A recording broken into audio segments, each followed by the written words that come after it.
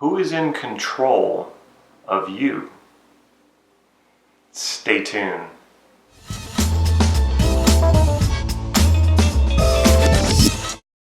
This is Damon Cart from NLP Gym.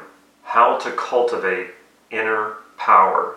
If you haven't already, please click subscribe to this YouTube channel so you can get these videos on a regular basis.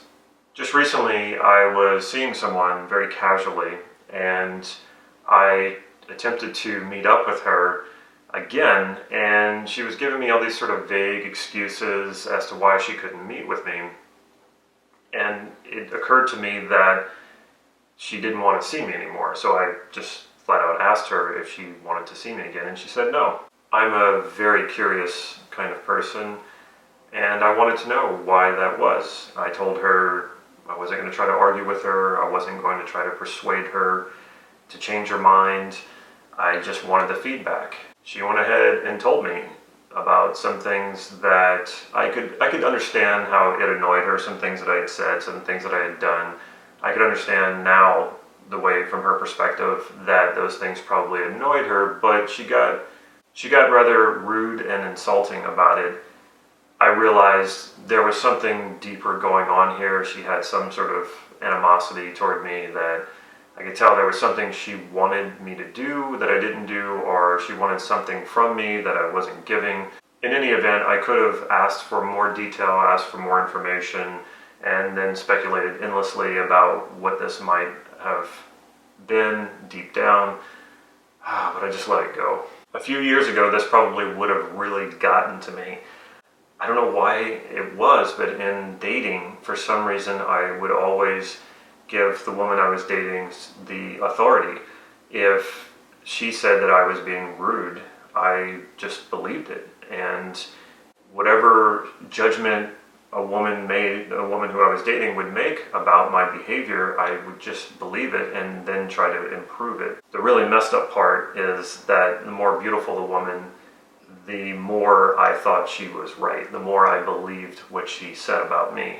People want you to do what they want you to do, and that's kind of natural. You can't really expect people not to want that. We want what we want, and we need compliance from other people to get that. And sometimes this is really unconscious. There seems to be a balance of energy, or we're always seeking like a balance of energy, and if that balance is off, we will try to correct that somehow. And so an example of this is someone who gives up their inner authority to others and doesn't claim it for themselves actually, in a sense, can destabilize a relationship, or the way one person is relating to that person who's giving up that authority. And in doing so, that person will step in and become that authority over that person in order to sort of stabilize that energy. Where is your inner authority? Do you give it away to others, or to groups, or to an institution? Do you seek validation outside of yourself, or do you self-validate? Are there certain contexts where your authority comes from within, and then other contexts, other major life contexts, where you give up that authority? In life in general, do you feel like the authority comes from outside of you rather than within? Or do you feel like just in general in life, your authority is an inner authority that comes from within you? Inner power is not so much always coming from inner authority. Inner power is the ability to claim your inner authority and also give it up in certain situations and circumstances where it's necessary. Say, like when you want to learn something from a teacher who knows more than you, you might want to give that authority up, at least until you learn whatever it is you want to learn.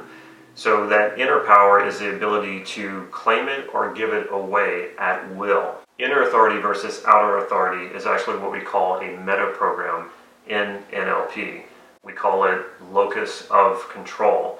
So where is your locus of control? Do you perceive that within yourself, or do you perceive that outside of yourself? Remember, this is about perception. We don't know, we can't say objectively exactly where the control is located. It's a matter of perception. And this can go really, really deep into, when you think in terms of politics and powerful politicians versus not so powerful politicians, famous people, their power is perceived to be in them. but really they have no power without everyone else giving them that power. So where is the power really located? Again, it's a matter of perception. Do the people who make a person famous and make a person powerful, do they have the authority, or does the powerful or famous person have the authority? Give this exercise a try. Take 3 major life contexts.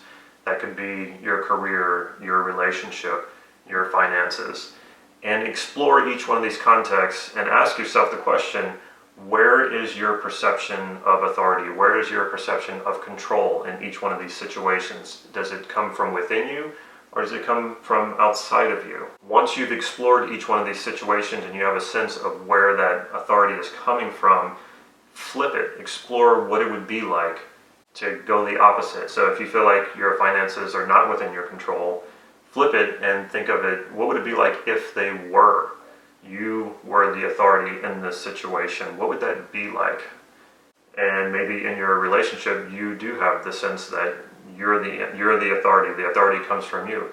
Flip that and see, what would that be like if you gave up that authority, you gave up that perception of control coming from within you.